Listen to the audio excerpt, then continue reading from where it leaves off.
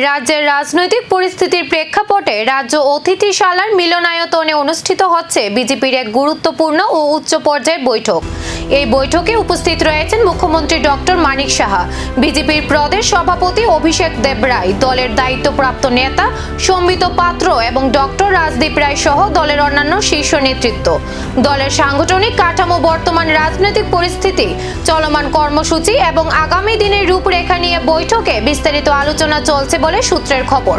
এছাড়াও সংগঠনের অভ্যন্তরীণ বিষয়গুলো পর্যালোচনা করে ভবিষ্যৎ কর্মপন্থা নির্ধারণ নিয়েও গুরুত্বপূর্ণ মত বিনিময় চলছে। রাজনৈতিক মহলের নজর এখন এই বৈঠকের সিদ্ধান্ত ও সম্ভাব্য বার্তার দিকে, যা রাজ্যের রাজনৈতিক সমীকরণে প্রভাব ফেলতে পারে বলে মনে করা হচ্ছে। এই বৈঠক থেকে কি কোনো বড় সাংগঠনিক সিদ্ধান্ত বা রাজনৈতিক বার্তার সামনে আসতে চলেছে?